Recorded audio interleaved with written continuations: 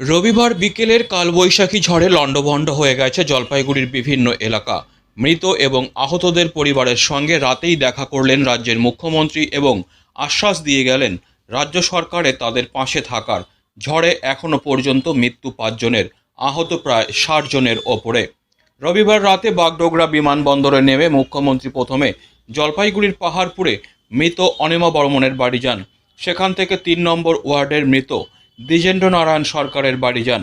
সেখান থেকে জলপাইগুড়ি মেডিকেল কলেজে আসেন, আহতদের সাথে কথা বলেন। তারপর মেডিকেল কলেজ থেকে ময়নাগুড়ির উদ্দেশ্যে রওনা দেন মুখ্যমন্ত্রী এবং সেখানে গিয়ে সাধারণ মানুষের সঙ্গে কথা বলেন তিনি এবং সাধারণ মানুষকে আশ্বাস দেন পাশে রয়েছে রাজ্য সরকার। হাসপাতাল থেকে বেরিয়ে সাংবাদিকদের মুখোমুখি হয়ে মুখ্যমন্ত্রী বলেন, উদ্ধার কাজ শেষ হয়েছে, প্রশাসন ভালো কাজ করেছে, চিকিৎসকরা খুবই ভালো কাজ করেছে। নির্বাচন বিধি লাগু থাকলেও প্রশাসন তাদের মতো করে মানুষের পাশে থাকবে। ক্ষতিপূরণের হিসেব হয়ে গেছে। প্রাথমিক এস্টিমেটে ক্ষয়ক্ষতি কত টাকা? দেখুন, এরকম চটচট করে বলা যাবে না।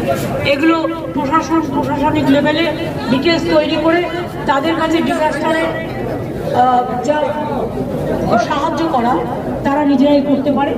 এগুলো আমাদের অ্যারেঞ্জমেন্ট করা আছে। আর একটা হচ্ছে rescue operation is already over. চিকিৎসকরা যে কাজটা করেছে, নার্সরা যে কাজটা করেছে, ওয়ার্ড বয়রা যে কাজটা করেছে, এমনকি লোকাল স্থানীয় যুবকরা যেটা করেছে, আমাদেরও প্রত্যেকে কাজটা করেছে। এবং তাছাড়াও আমি মনে করি প্রশাসন ভীষণ ভালো কাজ করেছে, তাদের মেনি থ্যাঙ্কস। এবং কাজটা তাদের করে দিতে হবে যতক্ষণ তারা মাথায় আশ্রয় না পেয়ে বাড়িতে ফিরে যাচ্ছে। রাতেই মেডিকেল বুলেটিন দিলেন জলপাইগুড়ি মেডিকেল কলেজের এমএসভিপি ডাক্তার কল্যাণ খা। তিনি বলেন, এখন হাসপাতালে চিকিৎসাধীন 46 জন, বাকিদের ছেড়ে দেওয়া হয়েছে। একটু আগে আমাদের এখানে যে মাননীয় মুখ্যমন্ত্রী এসেছিলেন, উনিও পরিদর্শন করে যেটা উনি জানিয়েছেন আমাদেরকে যে উনিও সন্তুষ্ট এবং আমাদের যে ডিজাস্টার ম্যানেজমেন্ট, যেটা অ্যাডমিনিস্ট্রেশন এবং হেলথ ডিপার্টমেন্ট মিলে যেটা করেছে সেইটাতে প্রত্যেকেই সন্তুষ্ট। পেশেন্ট যারা আছেন আমাদের এখানে ক্রিটিক্যাল এখনও কয়েকজন আছেন, তাদের আমরা চেষ্টা করেছি আমাদের স্বল্প পরিসরে অপারেশন করে তাদেরকে স্টেবিলাইজ করতে।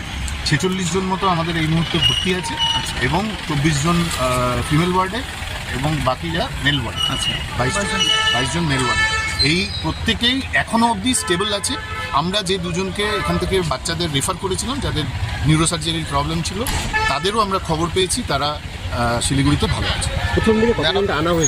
প্রথম যখন আমাদের এখানে রিপোর্ট করেছে প্রায় 154 জনের বেশি, 154 জন প্লাস। এবং এখনও অবধি আপনারা জানেন যে এখনও অবধি পেশেন্ট রিপোর্ট করছে, বিভিন্ন জায়গা থেকে আসছে এবং তাদের সমস্ত রকম ব্যবস্থা সিটি স্ক্যান থেকে এক্স-রে থেকে সমস্তটা এই হাসপাতালেই করা হচ্ছে। ডেথ আমাদের এখানে ব্রড ডেথ ছিল, যাদেরকে আনা হয়েছিল 3 জন আমাদের এখানে ব্রড ডেথ ছিল। ম্যাডাম কি বললেন? ম্যাডাম উনি আমাদের সমস্ত পেশেন্টের সঙ্গে উনি কথা বলেছেন। প্রত্যেক পেশেন্টের কাছে গিয়ে তাদের কি অসুবিধা সুবিধা উনি যেটা বলেছেন যে প্রশাসন বাকি ওনাদের যা কিছু সেটা ব্যবস্থা করে নেবেন, আগে আপনারা সুস্থ হবেন। ম্যাডাম খুশি? ম্যাডাম তো আপনাদের সঙ্গেও কথাতে যেটা বলেছেন।